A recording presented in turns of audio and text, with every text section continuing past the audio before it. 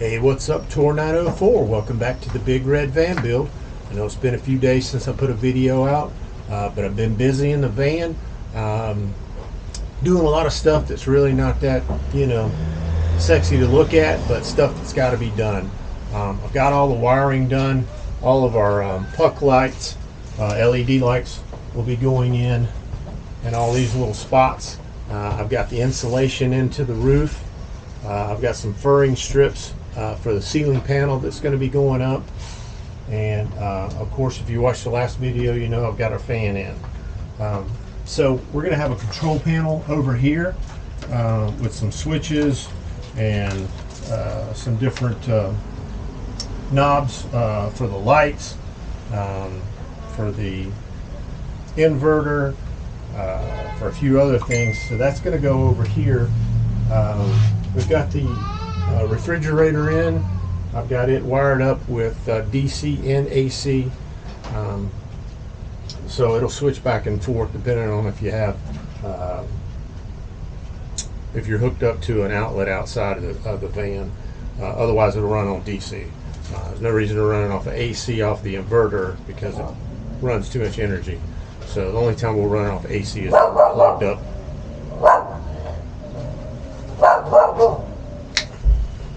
Merlot. The only reason why we'll run it off AC is if we're plugged up to, an outlet somewhere. Otherwise, it'll be run off DC. So this afternoon, I'm going to have Bryson help me. I've got some floodlights that I'm going to put on the roof rack. One shining down into the where the rear doors are, the barn doors, and then I'm going to have three on this side, lighting up this side of the van. So whenever you're camping, you'll be able to see what's going on outside the van, outside these two doors, if you're out cooking or, whatever. So we'll put a time lapse on. Bryce and I are going to hook these up to the, like I said, the roof rack, and then once it gets dark, we'll turn them on. We're going to have the switches for these mounted up on this DC switch that'll be here overhead, so you'll be able to flip one for the side lights and flip another one for the rear lights. Stay tuned and watch the time lapse, and we'll show you in the other. Stay tuned, watch the time lapse, and once we get them on and the sun goes down, we'll turn them on and see what it looks like.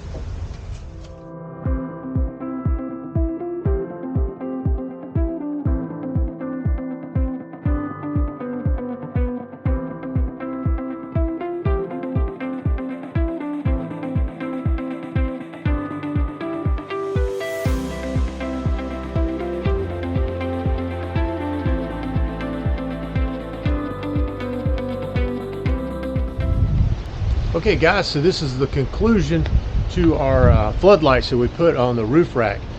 So there's going to be times when you're camping, and it's getting late in the night or in the evening, you're trying to load gear in the back of the van, or you're just out here hanging out and it's dark and you just want to put some light out.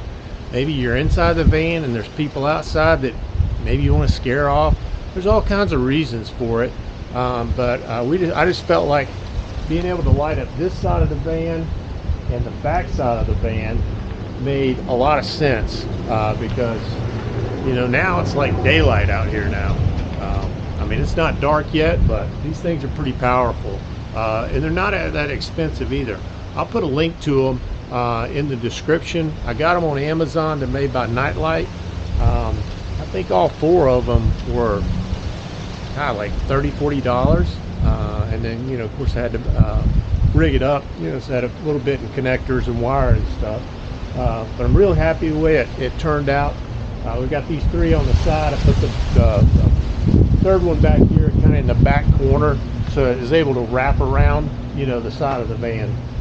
But I'm real happy the way it turned out, and I think it'll be definitely useful when you're camping, just be able to light up your camp site, so you can see what's going on. Any animals that might come by, you could scare them off with the light, I would imagine. So anyways, that's it for the lights. We'll be back again tomorrow with something different. Thanks for tuning in. Thanks for subscribing. Give me a thumbs up if you like what I'm doing. Hit the bell if you want to keep track of the van build. It's the big red van build. This should be, I think this is day 33 and 34. So I actually got started a little bit yesterday and finished it up today. But anyways, we're on schedule for our 60-day build, and keep touch and more videos to come. Thanks.